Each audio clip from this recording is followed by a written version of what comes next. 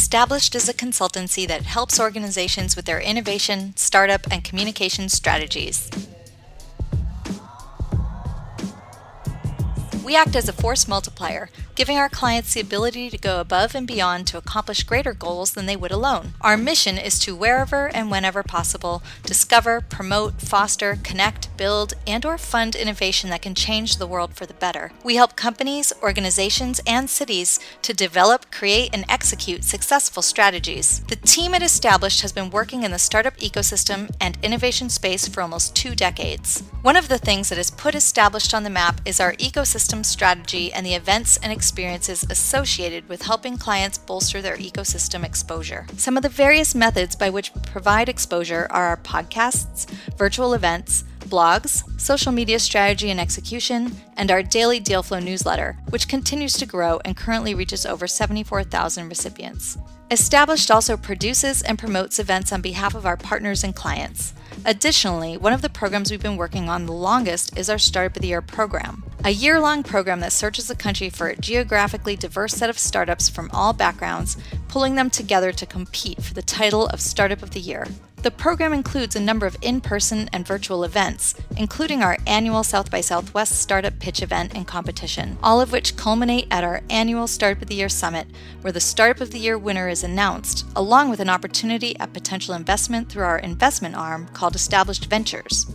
Much of our work, though, is helping to provide startups with the connective tissue to help them be successful. We partner with investors and other organizations in ecosystems around the country, and in doing so, provide opportunities to startups with those various partners. Established also works with clients on branding, communication strategy, digital agency services and development, and more. With some of our clients, such as AFWorks and the NASA iTech program, we assist with research and development by fostering ecosystem connections, communication strategies, and startup sourcing to engage the startup community and solve some of the problems facing their organizations. So Established is here to help you find and source innovations that will help you meet your goals faster. Connect with us today to learn more. Hello, everyone, and welcome. I'm Jen Consalvo, and I'm the co-CEO of Established. And I'm Eric Cast, the Community Manager for Startup of the Year. Thank you for joining us today. So as you just heard, we work with lots of companies and organizations of all sizes on their innovation strategies and ecosystem development efforts. We work with lots of clients, big and small, in both the public and private sector. But Startup of the Year is one of our most well-known programs. We've worked on it for many, many years. And it's a community of innovators that we support with a number of different resources, which Eric's going to share a little bit more about.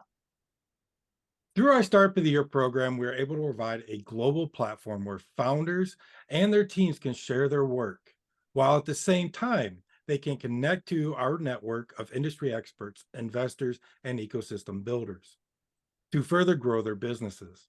Our intention has always been to support and elevate early stage startups, and we remain steadfast in advocating for equality.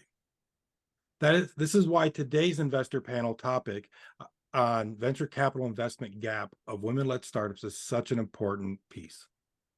All right, so in just a few minutes, 5 founders will pitch their innovations, then engage with our panel of expert judges during a fast-paced Q&A. At the end of today's event, the winning startup will receive an automatic fast-track spot as a semifinalist at our 10th annual Startup of the Year Summit, and a stunning, if I might say, golden microphone trophy. We'll also announce the People's Choice Award winner, which has been shared on social media for the past few weeks, where lots of folks have cast their votes. The winner will also receive a coveted trophy, the Silver Microphone Trophy. Our annual summit is the culmination of the program's competition, where the Startup of the Year title is on the table. Modeling after past successful events and our last summit, which was in sunny Tampa, Florida, which was a great location, by the way, we are working hard to make this year's event as impactful as ever. There will be curated matchmaking between our semifinalists and our investment and leadership community. There will be fireside chats, Ask a VC sessions, networking, and so much more. And I just want to mention, through the years, we've been not just to Tampa, we've been to Las Vegas, Boston, San Jose, Memphis, lots of locations. So very excited to announce pretty soon where we'll be next. But I also want to mention, there's also a big potential for investment for one of the startups at our summit from Established Ventures. Established Ventures provides us a way to make investments in the startups that are part of our Startup of the Year community.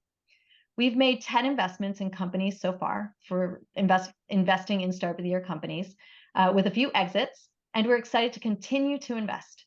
Interested in learning more about how to become part of our investment community? Reach out via the link in the chat. We're always welcoming new folks who want to invest and support these companies who are part of the Startup of the Year program. And if you're not part of the Startup of the Year community yet, we invite you to learn more and join us at startupoftheyear.com. Also, if you're interested in connecting your brand to startups, reach out to us and we can make some magic happen. All right, so it's time to start the program. Let's start by introducing our incredible panel of judges. First, let's welcome Dana Goldstein. She's the Chief Investment Officer of Halcyon and Co-Managing Director of Halcyon Fund. She's also a Senior Fellow in the Digital Impact and Governance Initiative at New America and co-founded Resistance by Design. She's written extensively about social impact, has taught courses in technology entrepreneurship at Georgetown University, where she's an entrepreneur in residence, and blockchain at American University's Kogod School of Business, which also happens to be my alma mater. Welcome, Dana. Next, we want to introduce John Gaidos. John is the Chief Operations Officer of Established and also Managing Member of Established Ventures. John was formerly the co-founder and COO of Turbo Appeal, a startup formed in 2015 and acquired in 2017. Fun fact, Turbo Appeal was also a Startup of the Year Top 5 finalist and came in second place in 2015. Welcome to the stage, John.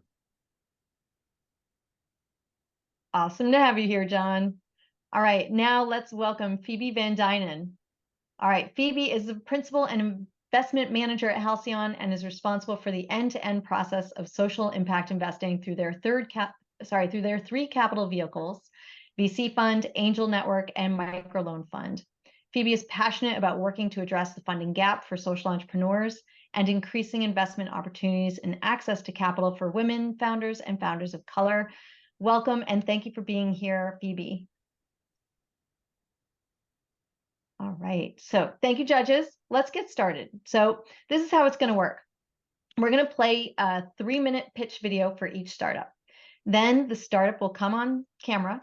They get 5 minutes to engage in Q&A with all of you. So when there's 1 minute remaining, our friend Bessie the Llama, she's been with us for many, many years, she will join us on stage for the countdown. If a judge is asking a question or if a founder is in mid-sentence, it'll be about 30 seconds to wrap it up. So we ask everyone to be as concise as possible. Let's give Bessie a little test run.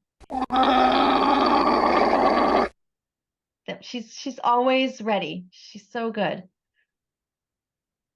All right, so to kick things off, our first startup from Austin, Texas is Cardio. Let's watch their pitch.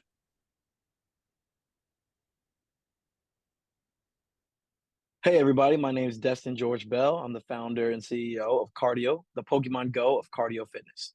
So let's be honest, cardio, not the most fun thing in the world. And the data backs it up. 77% of Americans get below the recommended aerobic exercise daily. 47% don't even move 30 minutes a day. And when we asked two groups of people, consistent exercisers and inconsistent, we found similar but different things. On the consistent side, they do cardio on a fairly consistent basis, but only because they don't want to die of heart disease at 45, not because they love it. And for the people who do love it, they still want to find a way to make it more rewarding. For the inconsistent people, they straight up hate it, and they need to find ways to gamify it in a way that makes it feel less crappy, such as playing sports, going to the gym with friends, or other social fun activities. And when I thought about that, and then the fact that games like Pokemon Go have been able to get people outside more than Strava, Nike Run Club, and other apps, I wondered, could you bring that same type of atmosphere to a fitness app? And we're doing that with Cardio, a gamified movement app that turns any of your outdoor walking, running, or biking into a giant competition with other people by turning it into a game of turf war. How it works is as you move through an area, you can actually claim it for your team and steal from other groups while still tracking your mile pace, distance, calories, splits, and other stats. You can, of course, incorporate the ability to put your branding as a team leader and your group onto any area that they move through. And now it becomes digital real estate where I could actually click on here and learn about your group, whether that be a corporate wellness team, whether that be a run club, a race, or any other type of group. Then now that digital real estate and those brand ambassadors slash foot soldiers that you have on your team can literally put your name on the map. And through that, we turn cardio into a fun, social, dynamic experience. As of today, we're sitting at 3,500 downloads in over 50 countries in 300 cities on $4,800 of ad spend so far in 3 months since launch. We have within that 2.5 thousand active users, 9,000 unique activities logged, 40,000 miles tracked. We've raised a little bit under $1 million in funding and have over 100 plus different teams, some of which include these logos here: Adidas Runners, Cleveland Austin Marathon, Oracle's corporate wellness program in Austin, Texas, several dozen run clubs, and many, many more.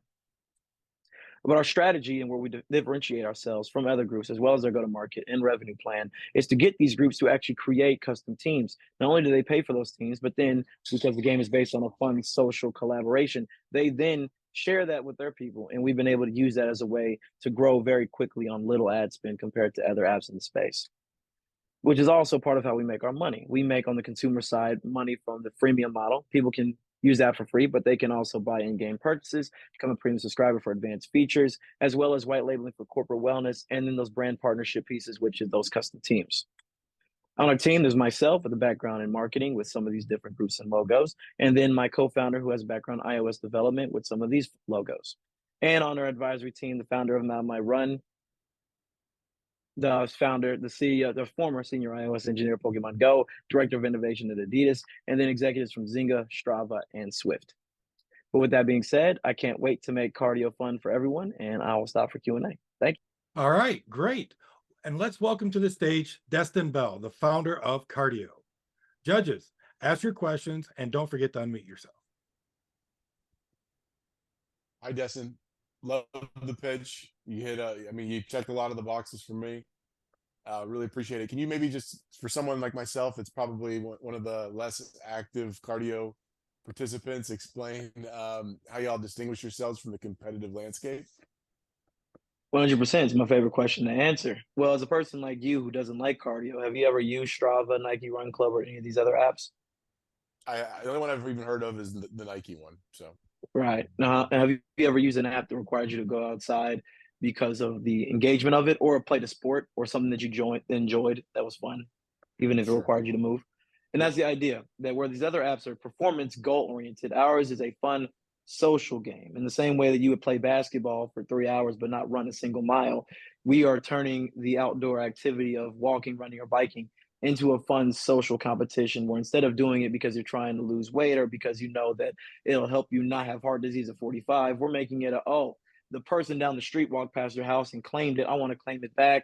I'm already walking my dog. I'm already walking from my office to my lunch meeting. I'm already walking to my car from class, and then turning those activities into a gamified experience where now it doesn't feel like you're actually working out or running or walking or biking, but it feels like you're competing against other people and using that as a way to get people like yourself who would never participate in this market to want to participate. Thank you. Hey, Dustin, you talked a lot about your partnerships with other fitness organizations like F45 and groups like that. I'm curious how you reach individuals that aren't already part of a running group or are just kind of one-off, maybe don't have a team that they're, hearing about the app through. Yep. So a lot of virality from social media, people sharing it amongst each other, paid ads that we run on social media, Facebook, Instagram, and whatnot, that we get those people. But the predominant group that we're targeting, especially because we're very new, we've only been in the App Store for a little bit over 3 months. We're just fresh out of the first trimester. So our focus today, in terms of the people that we believe are highest LTV, most likely to be retained, and then are the easiest to get on a budget, which we definitely are on, are the people who are part of those groups. Because maybe Phoebe and John and everybody else I could get on board by targeting them specifically, but they're a lot more expensive and hard to find than somebody who's a part of a run club or an employee at a corporate wellness program or running a 10K that we partnered with. And through that, we can get those people for free. And then those people have people in their nuclear network that they're going to share it to. And that's how we've been able to get, about 3,600 downloads off of $4,800 of ad spend. Hey, Destin, great presentation. And I just started running again after a long time not running, and I hate it. So anything that makes it more fun sounds pretty great to me. Mm-hmm. It seems like the model and sort of the specific competitive model within the app requires having critical mass in a given area. If you're really looking to take, as you said, sort of that check-in back from somebody else, how are you planning to get critical mass in particular areas, particularly given that the downloads, it's great that there are, multiple cities and multiple countries at this point, but can you speak to maybe both facets of that? Does it really require having critical mass in one area for the gamification to be fully gamified? You know what I mean? Yeah. And if so, how are you getting to that mass? Yeah. So there's two ways I can look at that. So I agree with you. I think, and we can look at the numbers, there's a lot more activity in cities where there are people continuously competing for territory from each other. So there's that aspect. And how we're going about doing that is, one, requiring for a city to be activated. You can download the app. Let's say you're in, Verona, Italy, for instance. You can download the app there and you can use it for tracking, and you can technically claim blocks, but the app won't render and show the game app until you have a certain number of people, which we set at 10, which requires those people to share. And because of that, we've been able to activate about 30 cities using that model. But also, some of our highest used cities are places where there are people relatively by themselves. One of our top groups is in Cincinnati. It's a group of 75-year-old retirees who just like seeing the map change colors, even if they're not having it stolen from themselves. They just like seeing their 75-year-old retiree run club change the colors and claim as much of the city as possible. So even within that, without competing with people still enjoy it. They just like seeing the colors change. And our number one user is a 78-year-old hiker in Simi Valley, California, who's there by himself because he's my co-founder's stepdad. And he's covered over 600 miles and claimed 20,000 blocks by himself because he just likes seeing the colors change. Okay, great. It looks like we are at time.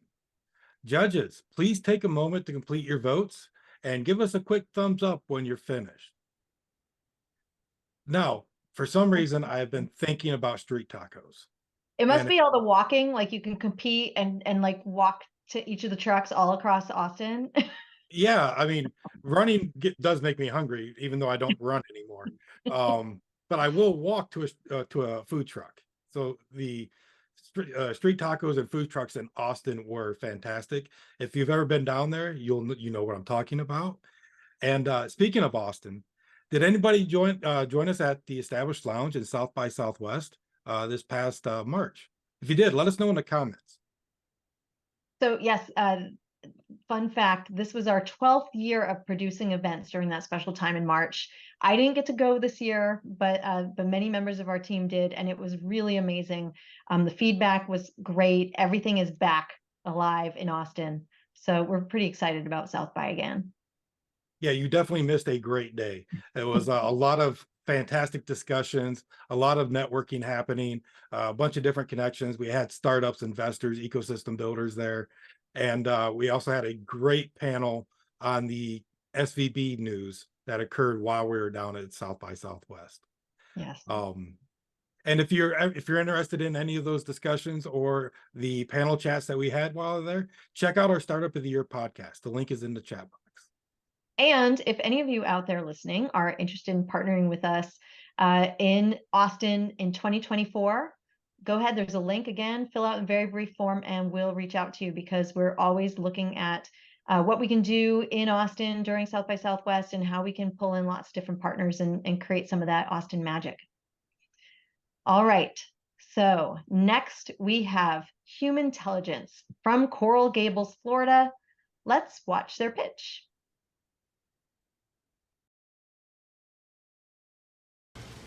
Hi, I'm Juan Bencourt, CEO of Humantelligence. We are an enterprise SaaS software solution for smarter collaboration. We improve human connection and team performance for distributed workforces. Our product's simple. It's like Grammarly, if you've heard of them. They give you tips for writing. We give you tips for collaborating and communicating in your existing collaboration platforms. So it's simple. If you have Zoom, Slack, Microsoft Teams, Cisco WebEx, Outlook, or Gmail, simply turn on our plugin, give a personality test to 10,000 people, and literally in 24 hours, everyone is using our tool and insights from the personality tests in their workflows for improved productivity, improved human connection, which has gone away, and improved team performance. We measure behaviors, motivators, and work styles of people in an organization. An example would be an email. You're about to write an email, click on the name, and it'll tell you to not put too much information because that person doesn't like that. Keep it conceptual. You go into a calendar meeting, and it'll tell you, hey, you're leading the meeting. Everyone's creative. You're structured. Maybe mix it up a little bit. Accenture, for example, is getting a team together, work together. They put it on Microsoft Teams, and they can explore how the team can work better together. Our pain point that we solve is that now the world we work in has changed forever. Distributed workforces are here to stay, and there's 2,000 companies in the US alone with 25,000 employees. Additionally, if we OEM with one of the top 3 collaboration platforms, Microsoft Teams, for instance, there's 350 million users that we could get 10 or 20 cents per user, around $100 million, if not more. It's been validated by companies like Coca-Cola, Accenture, Aflac, Bank of the West, ChenMed, and Baptist Health. Our go-to-market strategy is just that: large companies with 2,000 employees, distributed workforces, distributed knowledge workforces, including professional services, technology companies, financial services, and the general Fortune 500. The business model is very simple. It's an ARR recurring revenue model where we charge between $1 and $4 per person per month.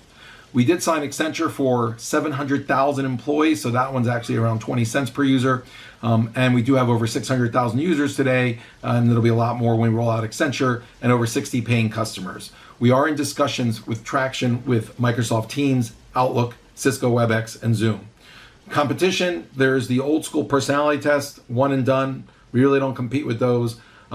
Coaches and consultants that help with collaboration, but very expensive, not scalable. And then one company that did come out and raise $10 million, Cloverleaf.me, which we did a pilot runoff with Home Depot business division and basically beat them, and now they're using our tool and not theirs. We have a world-class IO psychologist as our chief scientist. We have a CTO from EY, 20 years there, head of mobility, and we have a great former 20-year Hay Consulting exec from doing all of our customer success and implementations. Our board is comprised of ex-CEOs of McDonald's, Korn Ferry CEO of Leadership and Talent Consulting, and the Hay Consulting Group, the CIO of Burger King, and the former CHRO of Northrop Grumman. We've raised $10 million. I've put $2.5 million in, and the rest are from friends, and we're raising $2 million more for marketing and sales. Come join the journey of bringing happiness back to the workplace and using technology to drive human connection again. Thank you. Bye. All right. Welcome Juan to the stage. Thanks for having me. Jump in, unmute yourselves, and jump in with questions. Hi, Juan. Great presentation. Just candidly, very unfamiliar with your space, but it seems been very interesting and a lot of opportunity. You did a nice job of explaining the user experience from somebody that's signing up for it and taking the test itself. Is there a back end experience that the corporate gets to utilize to use the tool as well? And what do you mean by back end experience? Like how easy it to implement for all these thousands of users, or a more higher level user who can look through the data that we're capturing kind of from a organizational level? The latter, yes. Yeah, so we sell on an after product. We sell the communication collaboration module for all employees, but then there's seats that we can sell for more money that's called talent analytics. And so now you can roll up the data for all your salespeople who've taken it and see the culture of the entire division. What are the behaviors, the motivators, the work styles of salespeople? Pull out the high performers, the low performers. Now you know why people perform, and you can actually start to use this to hire better and to train the low performers. A CEO for the first time in history can actually get the first ever CEO dashboard of the culture of the organization. Never been done before. Today, culture is kind of invented 4 or 5 words. You put it on the website and everybody memorizes and buys the t-shirts.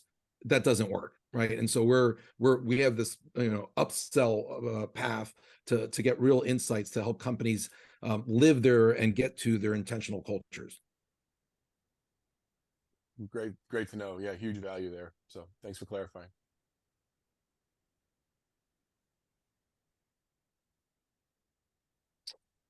Hi, Juan. Thanks for a great presentation.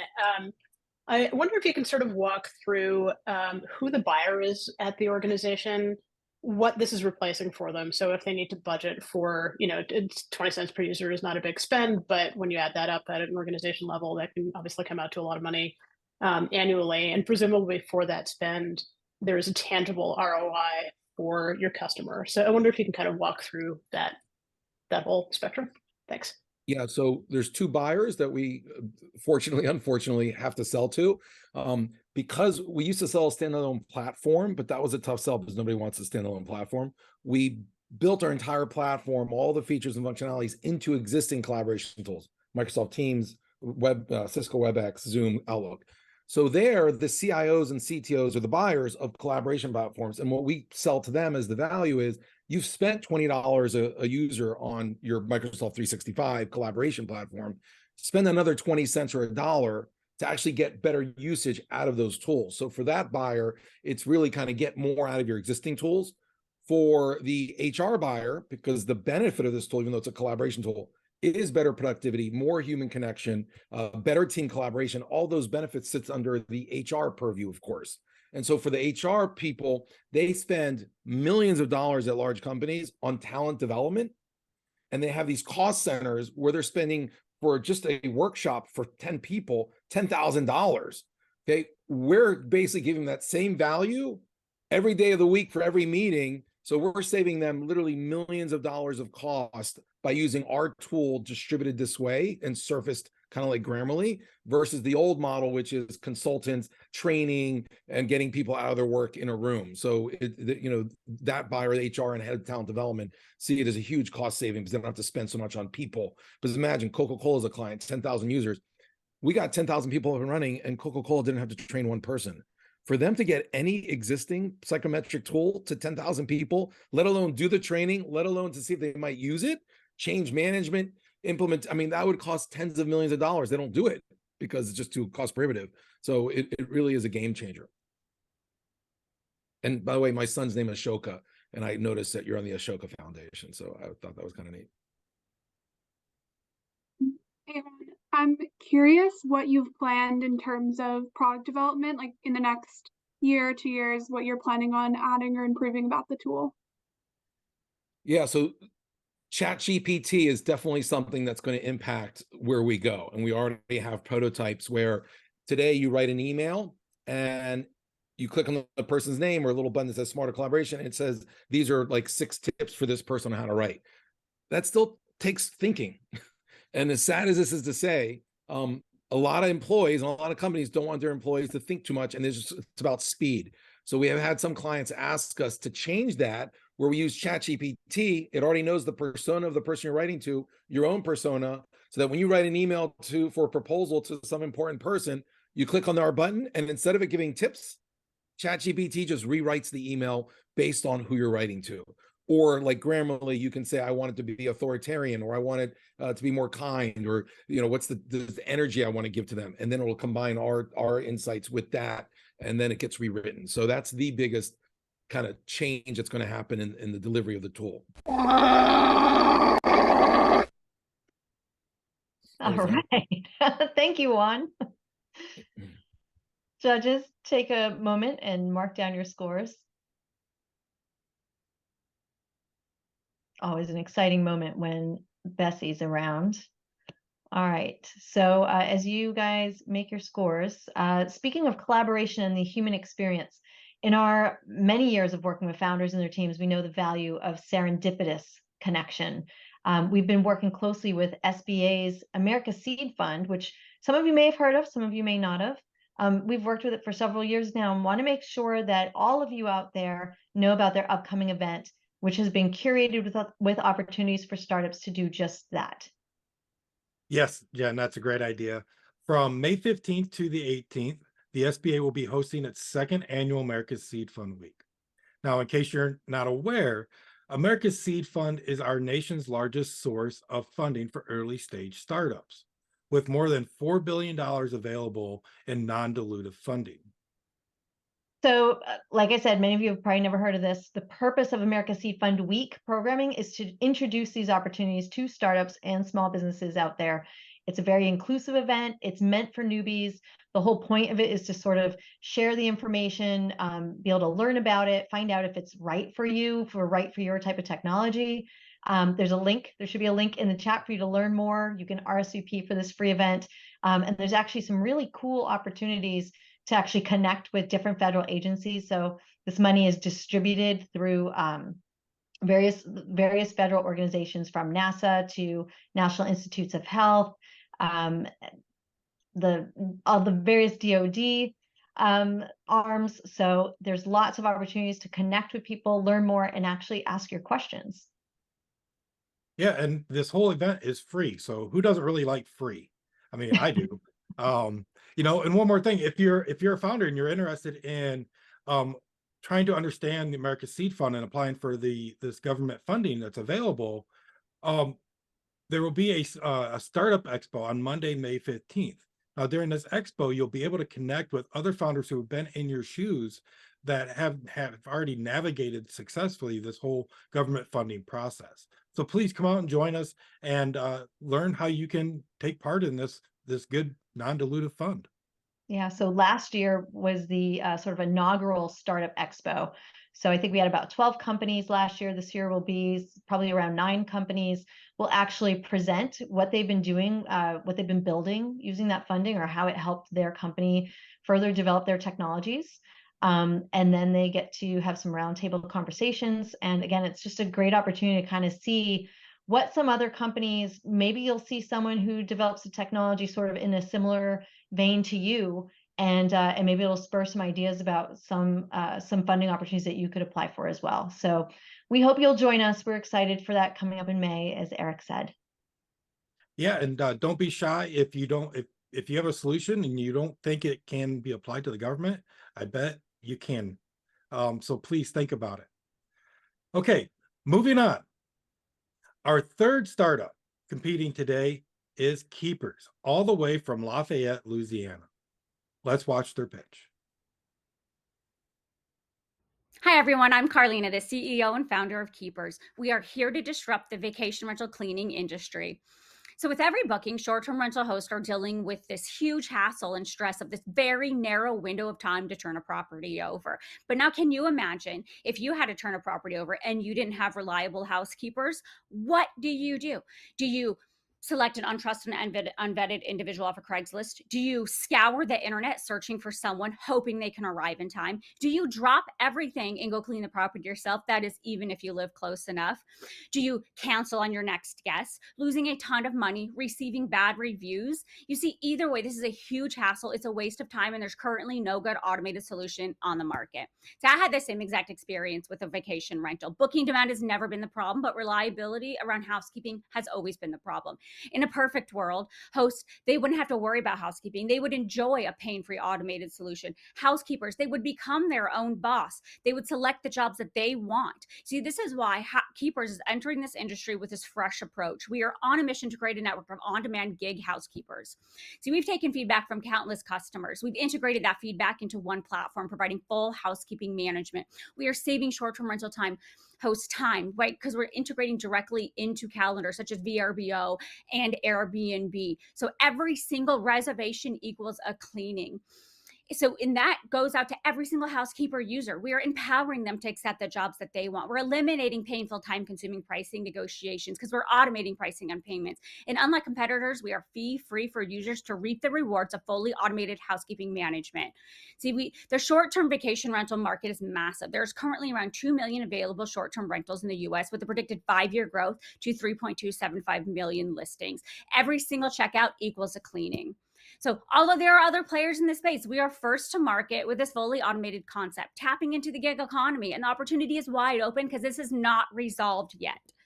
So Keepers is so different from other platforms servicing this industry. We just don't schedule a job. In the same way Uber ensures there's a driver to pick you up. Through full platform automation, we ensure there's always a housekeeper there to clean your property for the next guest, benefiting from the set it and forget it environment. See, we've moved out of this controlled launch and we are now scaling operations. We are actively gaining users daily. And this Keepers team consists of myself as CEO and founder with 4 additional full-time staff members and Brian Miller and Alex Lankos as strategic advisors. So this current round is open. It will be to accelerate operations into new markets and really gain the network effect with dedicated launch teams to scale and grow our user base. We need to move from MVP to full platform. We will onboard over 7,000 properties, generating around $32 million in the next 21 months. And once again, this round is open and we'd love for you to participate as we are growing rapidly. Thank you for your time. All right. Let's welcome to the stage Carlina and Apant. And now questions from the judges. Hi, Carolina. Thank you for that great presentation. If I can jump in with the first question, how do you make money if the platform is fee-free? We take a portion of each cleaning fee. So we set the entire rate for the cleaning fee, and we take 35% of that fee. Thank you. Carlina, I'm going to jump in with another question. I'm just curious what your overall goal is for the company. Like, say, in the next 5 years, what does that look like? Are you guys going to take over the industry, or are you going to retire to an island somewhere? So ideally, we would like to become the industry leader for this, because the housekeeping issue, it's massive, and the short-term rental market is just continuously increasing year over year, month over month. And in this housekeeping issue, like I said, it's not resolved. So the idea is to become an industry leader and to have an exit in the future. Thank you. I'm curious how you think about the types of customers that exist in the short-term rental market. So you have, maybe a portion who they're kind of professionally managed Airbnbs, and maybe they have multiple. But I think the dominant customer in the market is people who are renting out their own homes occasionally. So what's your strategy in terms of customer acquisition, marketing to these customers, and like digging into the market stats that you had a little bit more, just in terms of who's actually looking for a service like this? Yeah, so how we've entered into this is we've partnered with property management companies to take off the full housekeeping management off of them, because they're spending hours and hours and hours every single day and week on this housekeeping issue. And when we gain a property management company, it's a continuously growing property field. So they could add 5 properties a week. So that's continuously growing. We also have individuals that just have 1 or 2 listings that are coming on to the platform, because we have created this referral program to where we've reached out to real estate agents and just people in that field that are in front of these individuals purchasing these properties. Because they have a network of properties and that people have purchased from them, and so they are able to reach out to them.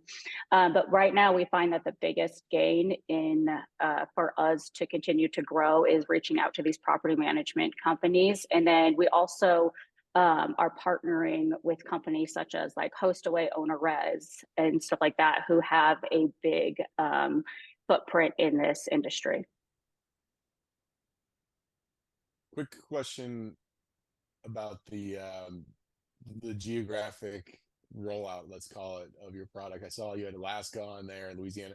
Is there any constraints on that, and why have you chosen to why did you choose to go with those particular areas to start out? Yeah, good question. So I'm from Alaska, and so it just kind of naturally made sense. I had a lot of connections up there. And the Alaska market it's growing pretty fast. Utah, we have connections in Utah, and that's really the market that we have just entered into in the last few weeks. And right now in that market, we have over 550 properties in the pipeline to bring on. Which is why we're also raising. And then in Louisiana, it's because that's where I'm located. So it just makes sense to enter into that market. And they're also vastly different markets. So it's a really good approach to learning and gaining knowledge from every market that we go into, because they are pretty different with seasonality, small markets, larger markets. Thank you. In 40 seconds or less, what would prevent Airbnb or VRBO from developing a competing offering for their platforms? So it would be easier, honestly, for Airbnb and a VRBO to just acquire a company like this, instead of designing an entire company and developing it and building the actual platform and putting the apps in the app store and having a whole dedicated team just to creating this. I mean, they're really in the industry to put door fronts as their actual income and their revenue instead of in the housekeeping industry. It would just make sense to partner to acquire a company like this.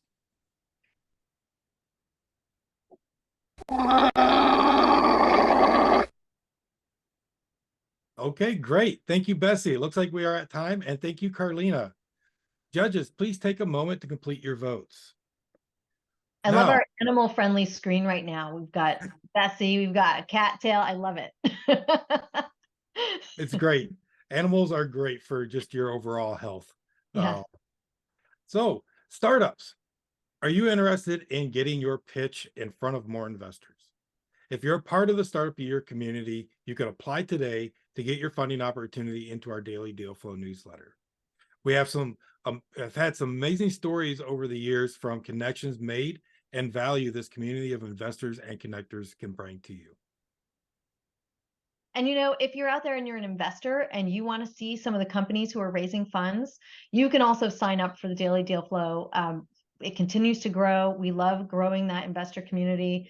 There'll be other opportunities as well. If you're an investor and you want to become a mentor, get involved in maybe our Startup of the Year Summit, things like that, please reach out. We love growing our connections. Anything that can help our startups along their journey. All right, so how are our judges doing? Is everyone good? Great. All right, so next up is Making Baby Connection from Alhambra, California. Let's watch their pitch. This is EVJ. I'm the founder of Making Baby Connection. We have a wonderful app called Hera, H-E-R-A. So what is Hera? Hera is a dating app, pretty much. Not like a dating app, but in the short sentence, dating app looking for baby's daddy, baby's mommy, and surrogate. It's a three-sided marketplace, fertility marketplace, where you can find your egg donor, sperm donor, and surrogate, and even doctor to lawyer all in one platform. Why I'm doing this? Because my personal story, I'm a single mom by choice, and I wanted to help more people to have children and have their dream come true. Why would you not want to create more love?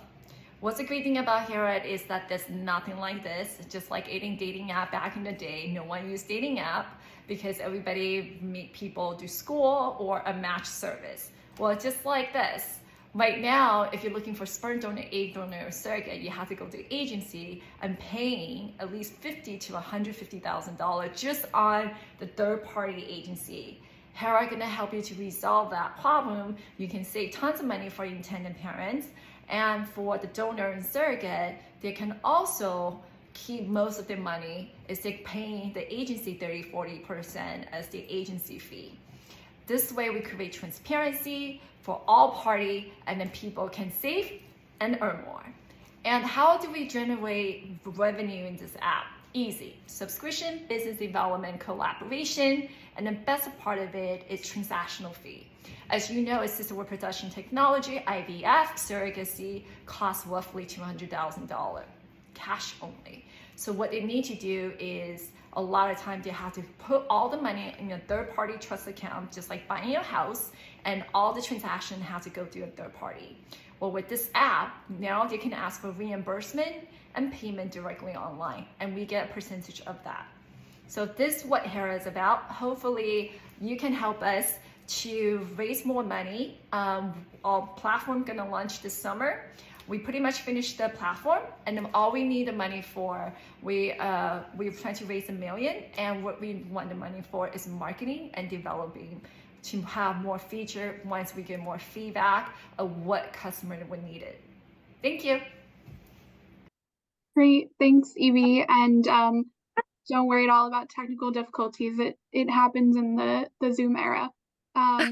Curious, you mentioned it's a three-sided marketplace. So how are you thinking about reaching all of the partners that you need to bring in, reaching customers, and what are you planning on spending your marketing capital on? Exactly. So far, because it's such a small niche, even though 10% population is LGBTQIA that wanted to have children, not including professional women like myself or professional men that haven't found the one and wanted to have family, and heterosexual couple that had a hard time creating family. So by doing that, we are trying to raise money so we can let people know about this app because it's nothing like it. So I think if we can get people know about it, people would love to sign up for it because you really save a lot of money. And the best part of it is everything's in one platform. So it helps you to navigate the journey.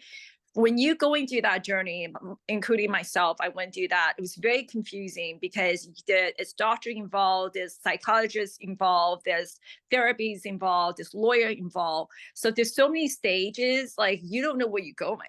So when you put everything in one platform, it just kind of lead you to the way. It's kind of like a step by step. We only have clinic and agency, the donor agency, sperm donors agency on board. What we raising the money for is actually getting more intended parents to sign up and the donor. Because a lot of donors right now are part of the agency because they don't know about this platform. And even people who have leftover frozen egg or embryo that doesn't need it anymore. And then personally, for myself, I would love to help another couple that would need an egg donor, an Asian egg donor. I'd be more than happy to provide that, but there's no platform for me to do that. I mean, I can't say anybody want my egg on Facebook or Craigslist, right?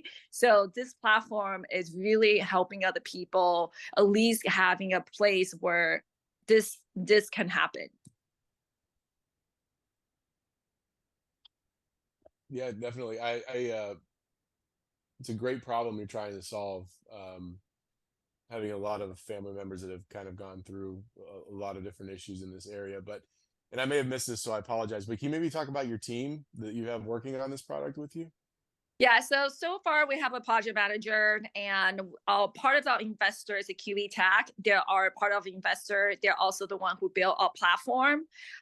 We have a couple of family officers all invested to build a platform, and that's why we're still in the pre-seed stage, but right now we wanted to marketing out to let people know about this. We have our advisory board. We don't have a board yet, but so far our advisory board is the former state treasurer, John Chung for California, who helping us looking at making sure we comply with the money and governance. We also have Clifford, who have his own company and sold it. We also have Stephen Rice, who's in the marketing team. And this is how I realized, and I didn't have this expertise. I didn't realize how expensive marketing is. I think having this app, the advantage is that there's no competition because there's nothing like it. But the disadvantage part of it is how do we let people know about this app? And I have no doubt once this app come out, there are going to be more coming in, which I'd be more than happy to do that because at least we're making an impact in the fertility industry. Just like dating app, in the beginning it was Match.com and then Bumble or Lee, and this is more and more coming out. And I can see how people are going to create families going towards this way. Even egg freezing. A lot of women are egg freezing now. This is such a good way of providing resource and a community for everyone in the fertility space. Thank you. This is, if I can ask you to answer this really, really quickly. Part of the role that agencies play is doing things like psychological screening to ensure that people understand what they're getting into. Can you talk about how you're replacing very briefly what agencies are doing in this process? So what happened is the agency had to contract out. So a lot of time, because I have an agency myself, so I know the inside out. So what happened is you contract out the therapist or psychologist, and then you set up appointment for the intended parent and the surrogate to make that appointment, and also the egg donor. So by having this platform, all the therapists would be on the platform already. So once two people match, they can just reach out to the therapist themselves. They can set up the appointment on their own. And that's part of it, saving money going to the agency. And then the relationship has is never the agency. I messed up. Oh, okay. The relationship is always between the intended parent and their representative. And then I want to get rid of that. I'm pretty much get rid of the middle agency. So then have a better meaningful contact connection, and they can do that on their own. And then both sides are much happier. All right. Thank you so much, Evie. Thank you. All right, judges, go ahead and complete your votes. So while you jot down your scores, I just want to give a shout out to last year's Startup of the Year winner, Scout. They've been in the news again. Yeah, I saw that. They were on Good Morning America about a week or so ago, talking about SpaceX's Starship launch, which was interesting to watch. You know, it was successful, but it wasn't successful. But Eric, the Rockets founder of Scout, was explode, also Eric. talking. Rockets explode. That's what Yeah, they they do. They do. Hopefully one day they'll get one into space. So they'll keep trying. Yeah. But So go ahead. I was gonna say, Eric, Eric Ingram, the founder of Scout, he was also talking about more than just Starship and SpaceX, but also about the future of the space industry and what that looks like for equal accessibility for private industries and government. Yep.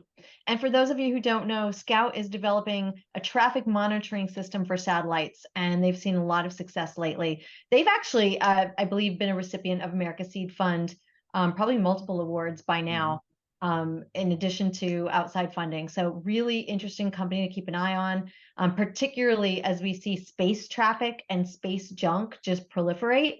Some of you may see those stories in the news. There's like millions of pieces of junk flying around space. And if you're putting millions of dollars into sending up satellites and things like that, I think you really want to leverage whatever technology you can to protect your investment, get it out of the way of collisions, things like that. And I believe Scout is going to be in a great position to do that. So it's a really exciting company to keep an eye on. Again, they were one of our winners, and we're really excited for their future. Okay, judges, looks like you guys are done with your voting.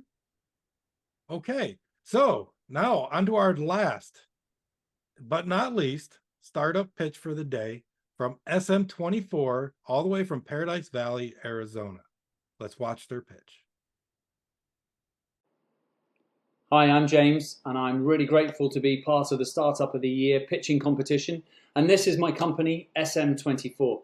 SM24 is the first non-invasive, continuous, real-time glucose and lactic monitor. No more needles, no more waiting for 20 minutes for delay, no more need to be sweating copiously. This is the future of sensing technology, and I'm excited to introduce it today. Quick bit about my background. I'm a former pro athlete. I'm a veteran. I set up a hydration company, so I'm an entrepreneur who got pre-diabetic that wanted something that was better out there. Of course, the market is going crazy for digital health and understanding you. What's also going crazy is the fact that more than 50% of America will be obese by 2030. 1 in 5 of us are pre-diabetic. I should know, I was one of them and I got out of it. But there's no real active device to measure glucose or lactic that's non-invasive and non-real time. And that's where I'm excited to bring SM24 to you guys and girls. We use the power of sweat through enzymatic chemical sensing, and we do it in a non-sweat environment, or minimal sweat. We're sweating all the time. But what's fun is we can pick it up off the surface of the skin, and it gives you data that is real-time, continuous, more than 50 times a second that we measure, and follows the path that that does of blood in terms of you can see your sugar spikes and troughs and so on and so forth. Because the market is desperate for a glucose monitor, or the medical market and the health market is looking for lactic. Lactic basically tells you if you're obese, pre-diabetic, and also gives hospitals the ability to tell if someone's got sepsis, which is one of the #1 medical killers in a hospital. These two biomarkers together give us the ability to be almost like an Intel Inside to most of the major health, sport, medical tech organizations. If you think of a name, it's very likely we've got an NDA and we're talking with them because no one's found that holy grail yet, and we found something that's simple. Our technology has got 2 patents that have already been granted. We've got a commercial partnership where we own the IP in and the IP out with Imperial College in London.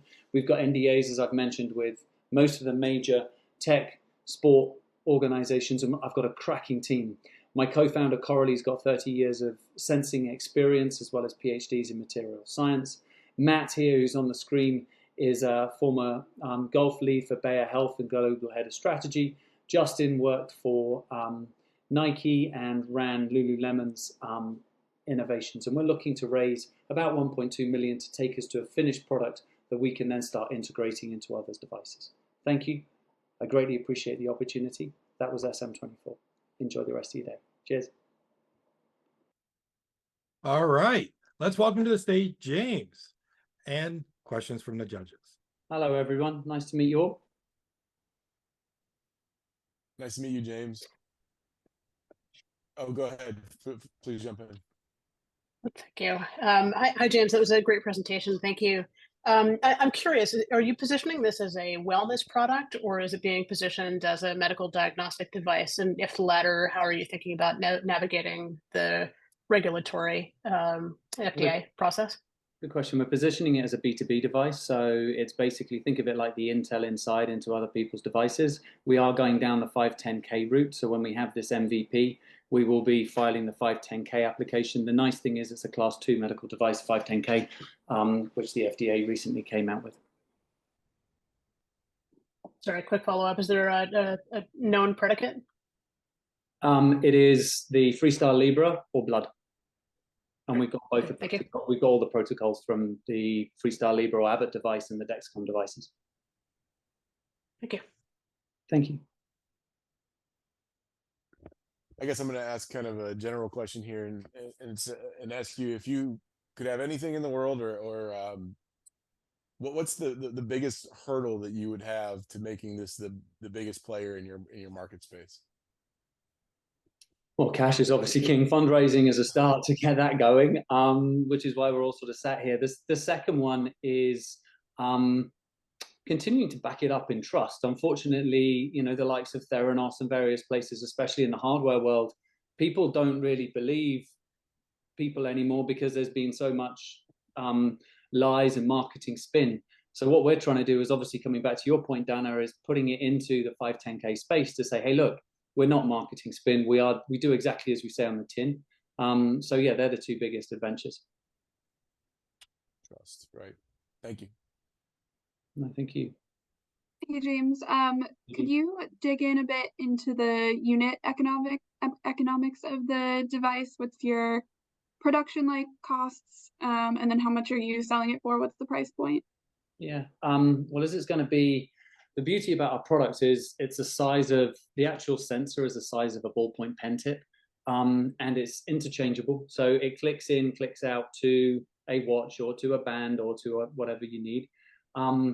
The MVP we'll be building will have a hardware piece, i.e., you know, a band, and that will cost about $30 with the sort of hardware built in. And then you've got the sensor, which clicks in, clicks out. Each sensor lasts a couple of weeks, and that costs a couple of dollars to actually make.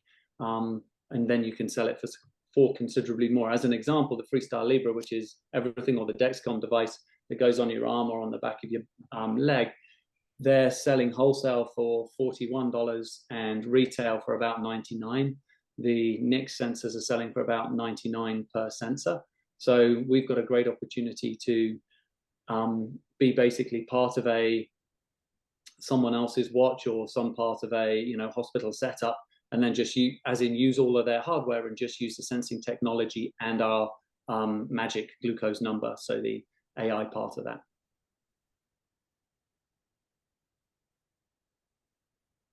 You mentioned the magic glucose number and the AI component.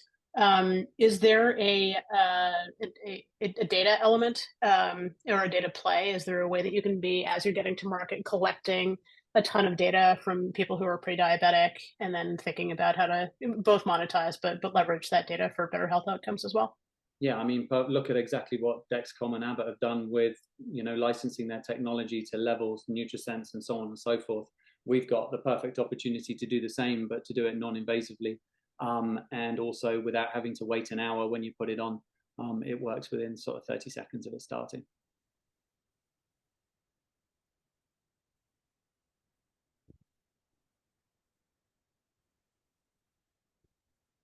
Okay, judges, anyone last minute question?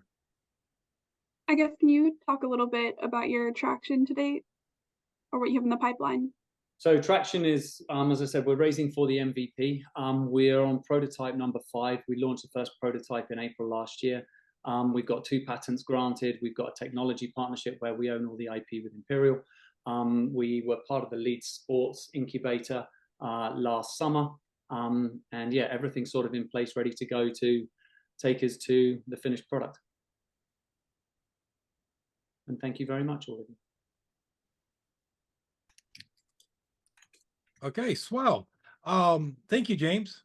Thank you, judges. Now, as the judges take a moment to complete your votes, I'm going to magically disappear and take care of the scoring on the back end, and I will see you all again very shortly. Awesome. Thank you, Eric. How about a round of applause for all these incredible startups? And for those of you in the audience, maybe throw your little clap emojis. Yeah. And judges, thank you so much. If your scores are done, you can actually just turn off your cameras for a moment. And we'll have a couple of you back in a second. Let's see. So just for all of you in the audience, our discussion with our panel today focuses on the gap of venture investments in women-led startups, but we're going to touch on some other general topics as well.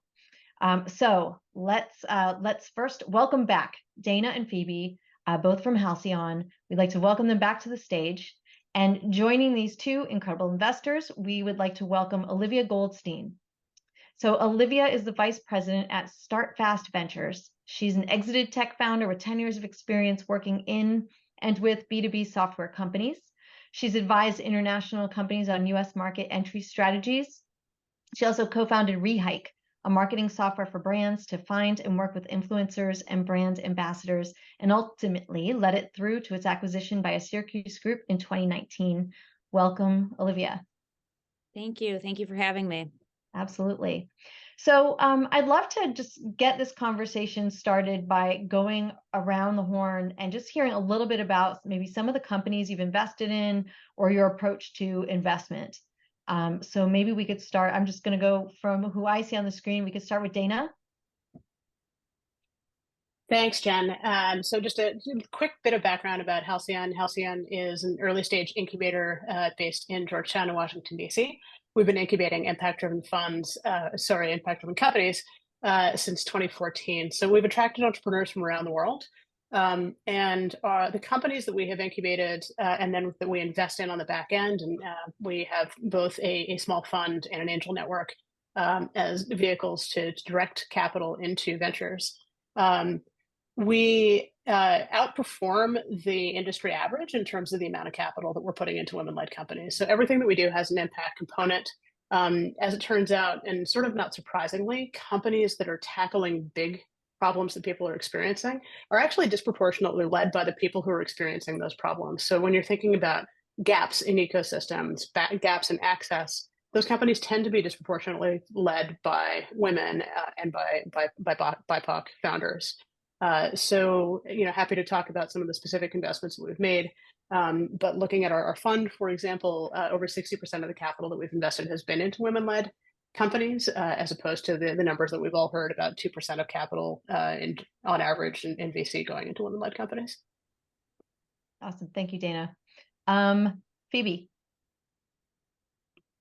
I am also on the Halcyon team, so I won't repeat our investment thesis, but what I can speak to is some examples of the incredible women founders that we have in our portfolio. Our most recent investment was in a company called Outline, founded by Sydney Montgomery, and it's a platform that leverages AI to improve students' writing. We also invested in a company called Medu, founded by Tammy Cheo, which is creating reusable surgical gowns to drastically reduce medical waste. So our investments really run the gamut in terms of industries. And we have incredible, women founders across the board. And Olivia, can you tell us a little bit about your funds and maybe some of the investments or your approach? Yeah, absolutely. So I'm relatively new to venture. So I Start Fast as a fund was actually one of my investors in my company. As you heard, I previously started my own company. So we were a portfolio company out of Fund 1. We're currently investing out of Fund 2. And just Fund One was a little bit different because it was an accelerator program. So the way we approached and the stage at which we invested was a little bit different than where we're operating now.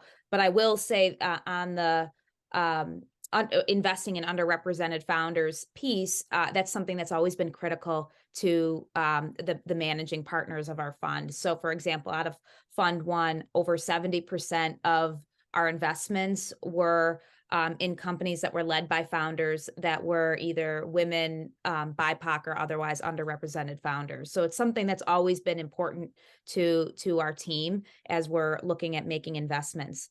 So for Fund Two, we're primarily investing in seed and Series A companies. B2B SaaS is really where we feel strongest and where we spend most of our time. And our unique thesis is really just investing in companies that are outside of major VC hubs.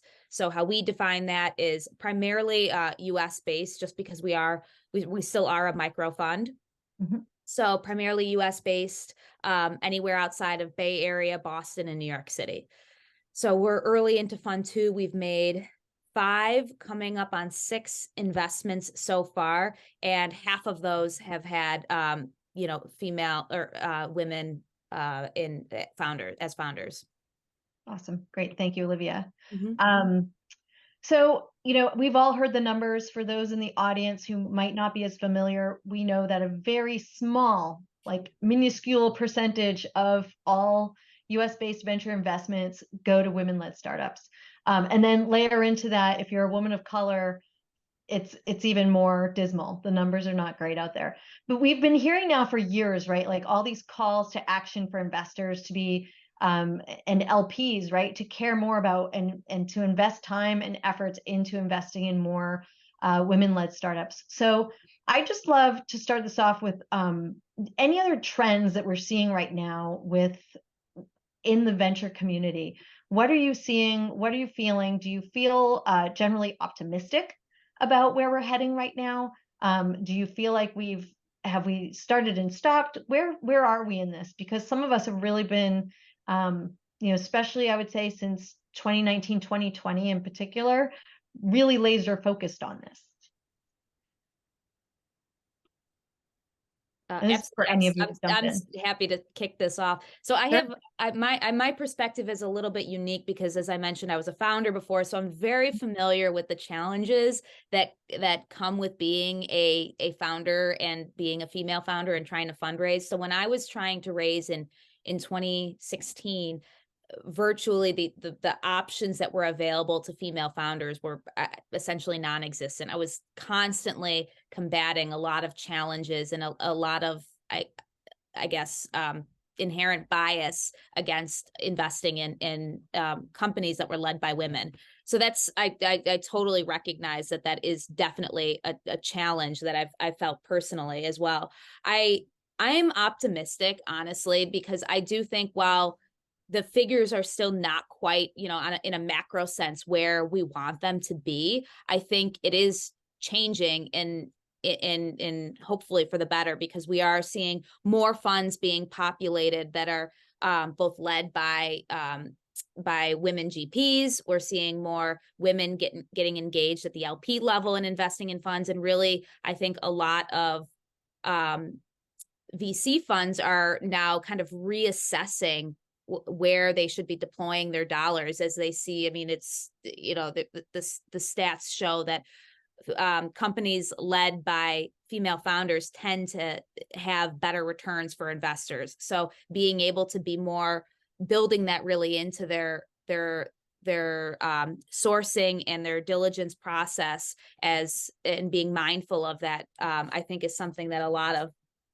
funds are actually paying attention to more. And that's not even to mention the number of new groups that have popped up too, that are just kind of more strictly focused on investing in specific categories.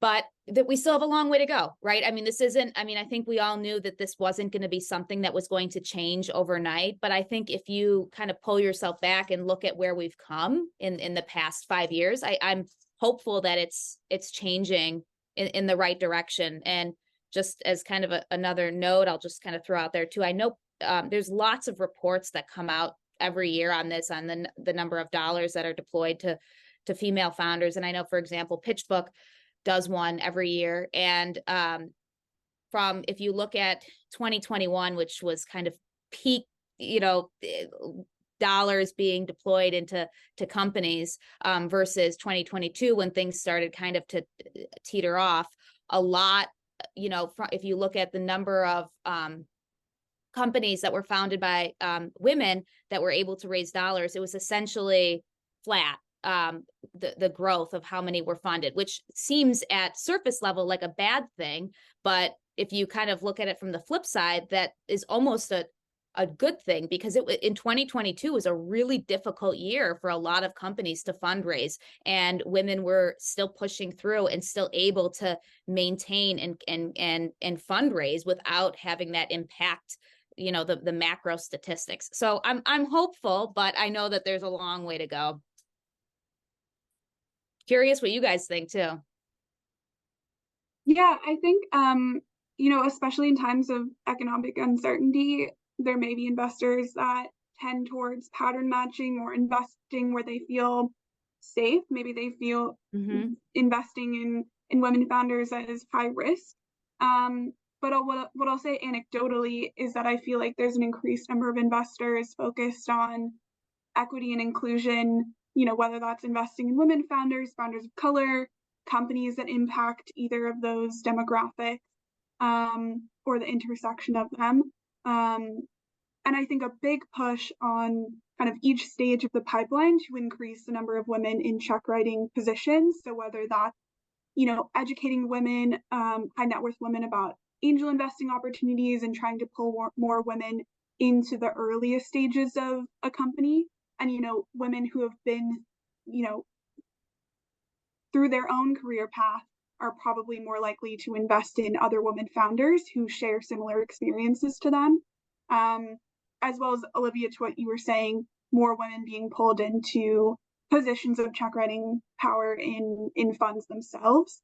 So I don't think the stats are great, but hopefully there's kind of a lag from a lot of the tactical steps that are being taken today to maybe in a few years we'll see that number jump up quite a bit, hopefully.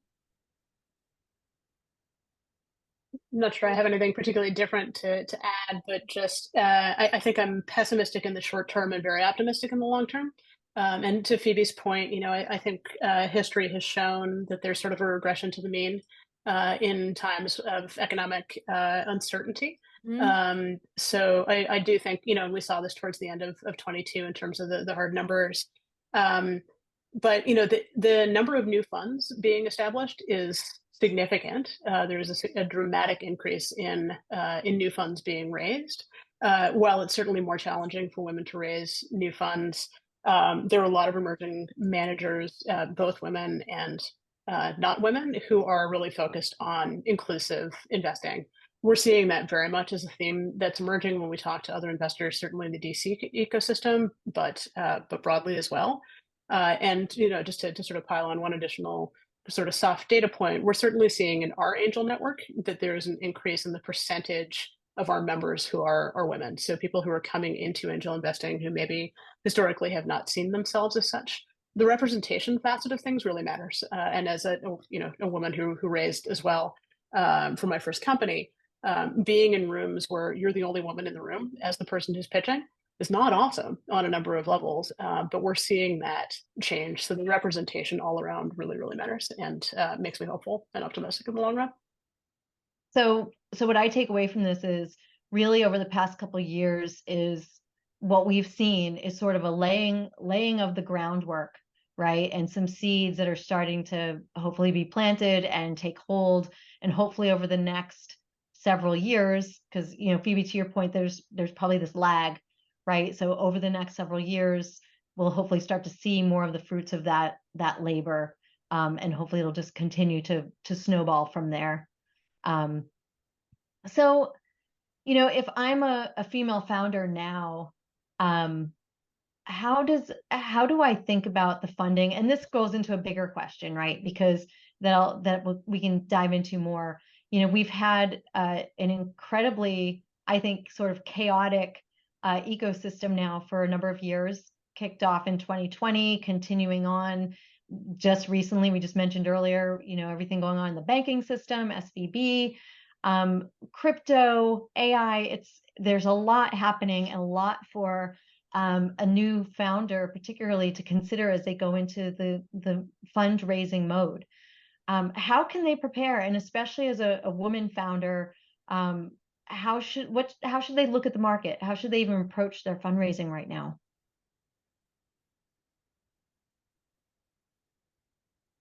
It's a complicated question, and so much of investing at the super early stage is relationship driven. A lot of the investment decisions that we make as seed and pre-seed funders is investing in the founder. And there are a lot of barriers to founders getting in front of the right investors. So my not super helpful answer is network, network, network, network. There are increasing opportunities, and we're certainly seeing things open back up. It sort of feels funny to say that we're still in this like early post-COVID era, but I do think we're still sort of early post-COVID, and that things are sort of starting to happen in person again. There are more networking opportunities, but just getting in front of a lot of folks. I think one of the things that early stage founders, I think sometimes don't lean into as much as they could, is that people genuinely want to help. Certainly not everybody, but a lot of people that you talk to as a founder really do want to help. If they're not in a position to write a check, that's okay. They may know somebody who's in a position to write a check. And a lot of what founders, I think, need to be doing, certainly early in the fundraising process, but it doesn't stop, is networking, talking to as many people as possible, establishing relationships, and then cultivating those relationships over the time. One of the best things that founders can do if they meet somebody who could be in a check writing position in 6 months is to say, this is what I'm going to accomplish in the next 6 months. And then I send updates every month or every 2 months saying, this is what I've accomplished. This is how we're still on track. Oh, we're not on track on this thing, but here's what we've learned and here's how we're pivoting. Being able to demonstrate that you're able to execute goes a tremendously long way. And one dirty little secret about underrepresented founders on average build much more capital efficient businesses because they have to, because they don't have as easy access to capital. Capital efficient businesses, particularly in challenging economic times, are super attractive. So that is a thing to lean into. Yeah, that's a great point, Dana. And I'm glad you said that. I mean, in general, the advice I give to all founders right now is the best source of capital is paying customers. I mean, it is a really, really, really tough fundraising environment right now. I mean, we're actively deploying capital, but I know some of our portfolio companies from Fund One as well, like, are just really struggling to kind of get over that hurdle of raising capital, regardless of what the circumstances are. So that's always my advice to early stage founders, no matter what, that just always kind of being capital efficient and focusing on your customers first. It's just going to help you in the long run on your journey. But I will say, to the point of from women as founders and other underrepresented groups that are trying to fundraise and how to really stand out, is it's difficult, because at the end of the day, it's very relationship driven, and often those groups of people don't always have that community and that network to lean on to ask for help. And this is part of the reason why I think I'm optimistic that it's getting better, because I think we've started as, collectively as a group to make this noise and draw attention to, like, hey, this is a problem. Like these are, there's large, groups of people that are being overlooked for funding opportunities just because of who they are. Right. And it's like, why is that happening? So I do think now that there's a lot more opportunities and communities of people that are dedicated to really helping, extend their networks to make those strategic introductions. So just really not being afraid to kind of put yourself out there and just ask for help when you need it, or ask for an introduction. So that would be my advice. Phoebe, do you have anything to add? I think the only thing I'd add is to Olivia's point, don't be afraid to do cold outreach to folks on LinkedIn and Twitter. If you see funds that tend to invest in women, they'll probably also be super open to meeting you. So I think, don't be afraid to do that. I think some things we see perhaps more often from women founders, especially when they're pitching, is that they're super realistic, which is great. You know, as a founder, you want to be able to have a lot of realism in there, but also don't sell yourself short. And I think we tend to see that more often from women founders. So I think, you know, have a lot of confidence in yourself. You know your business better than anyone. And you want to also portray, you know, the best case scenario along with probably the more realistic case. So I think hype yourself up a little bit and kind of build that into your pitch as well. That's so true. I'm glad you said that. There's a book, I don't know if you can see it behind me somewhere. It's called Brag Better by Meredith Feynman. Good book for maybe some founders to give a read. And I'm also going to give a little plug for non-dilutive funding if it's right for your company. You know, $4 billion America Seed Fund, something to take a look at and consider, especially if you're still developing your technology, if there's some technology risk that you feel like you have to get over a certain hurdle before investors will really come in and be ready to write a check. That's something to consider. We only have a minute left, and I just wanted to maybe touch on one or two other things. Ken, maybe just a quick round of what do you look for most in your founders and founding teams when you're really considering somebody for an investment? This is yeah. So we aren't afraid to invest in first time founders, and since the nature of the geographies of where we invest, that tend to be the types of founders we invest in. So we like founders that have really deep expertise in their fields. We like founders that have a good makeup and leadership. So like someone that's kind of can really take ownership of the sales and the customer relationship, someone that is maybe more on the technical side. Someone that has a good understanding and grasp on, sometimes it could be the same person too, on managing finances. So just having a good solid team, and then just some early traction, whether that's you know, in terms of revenue, in terms of good product market fit. And since when we invest, we typically we like to work closely with our founders, so we do lead rounds. So with that, sometimes we take like we'll look for a board seat too. So we like to work with companies that we think we can really be a value added partner with through our network as well. Maybe hit on some of the softer skills that we look for. I think we really look for a coachable founder, someone who is open to feedback. They can pivot when needed, you know, recognize the challenges that they face as a leader and kind of build a team around them that has a lot of strengths and complements them really well as a founder. And I think someone who is also quite resilient, and you'll come across a lot of challenges as you grow and scale a company, and someone who's able to persevere and really use those challenges to their advantage. And just to build on a couple of quick things, all of those points are absolutely right on. At Halcyon, we're entirely focused on impact-driven businesses. So we're looking for a company that is solving a big problem, and that in solving that big problem, they are going to scale to venture-type returns. So we're really looking for companies that are tackling a big problem in a big market in a way that can grow significantly, have a lot of impact in the process, but also you know, have a business model that really scales. I will say as well that we dig a lot into the assumptions that underlie whatever the business model is. We really want to understand how founders are thinking about it. That helps give us a sense both on the kind of the coachability piece of things as we're engaging with founders, but with super early stage companies, the things that companies think are going to happen in the next little while are almost entirely wrong. Almost every time. And just the nature of being a really early stage company, things will happen in the market.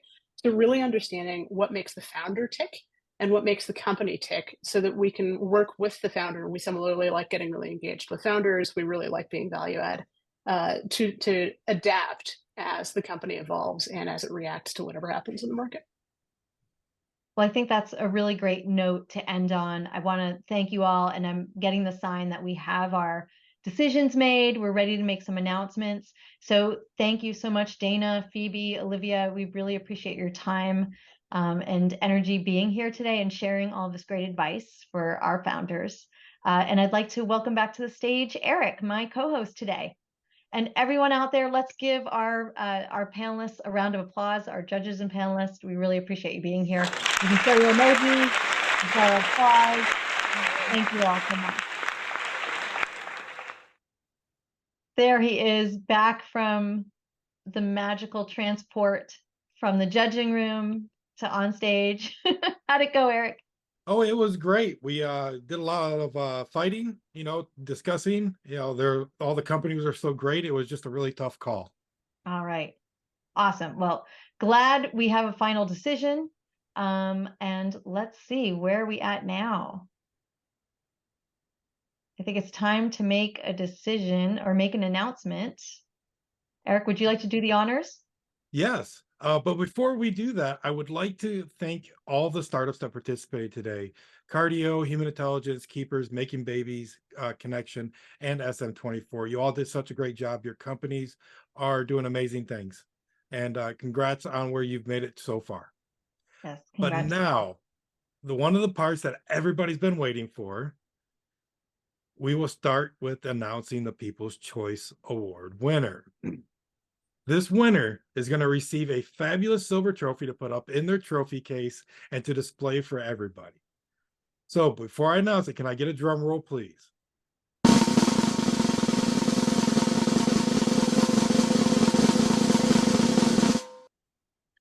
And the winner of the People's Choice Award today is Humantelligence. Congratulations, Juan. Is there anything you would like to say to the audience at large about how your company's going, or if there's any an ask that you may have for the larger virtual community? Thanks for the award, for the vote, and if you know any distributed knowledge workforce companies, send them our way. Awesome.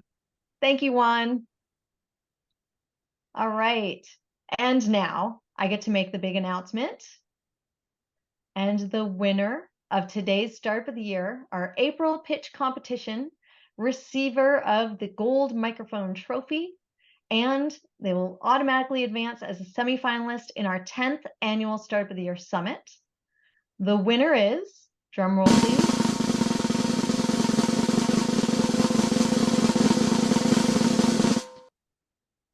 SM24. Congratulations, James. Thank you very much. All right, James, would you like to share just a couple words again about how things are going and anything you're looking for that someone who might be listening might be able to help you with? Well, first of all, thank you very much for giving me the opportunity to pitch and to meet you, stellar bunch of judges and everyone that was listening in. We are looking at fundraising at the moment to build our MVP. So obviously cash is the first adventure. And then as we sort of go forwards, it's looking for people that understand this world of AI to help sort of add to our fantastic team, because it takes a team to build a village and you're never too good to add more people to that. So massive thank you very much. That's amazing. Fantastic. So happy to have you in this community, and we wish you all the best. And we're excited to have you part of the Startup of the Year Summit. I'm excited to be there. That's really, really fun. So thank you very, very much. And a big wave from sunny Arizona, despite the dodgy accent. Fantastic. All right, Eric, over to you. Yes. Again, thank you everybody for coming out today. We invite you all to join our community if you're not already a part of it. By joining the community, you'll gain access to the support and expert advice and some of the resources you're going to need to turn your startup dreams into reality. You learn more about what we can do for you and how we can help you by going to startupofyear.com. Also, don't forget to subscribe to our newsletter at est.us. We have a lot of great content that gets put out on a bi-weekly basis. And then also remember to subscribe and check out our Startup of the Year podcast at podcast.startupofyear.com. Thank you, Eric. Lastly, you'll all be able to find a recording of this event and all of our other events at our established YouTube channel. Thank you for spending your time with us today and for supporting these rising companies. If you have an idea that you've been dreaming about, take that step. Make today the day that you establish your new venture idea. Your established date is really the first day of unlimited potential. Just look at what all these other people have been able to build with just an idea. We hope we can support you in your efforts through our Startup of the Year programs. We hope to see you again soon. Stay safe and be well out there.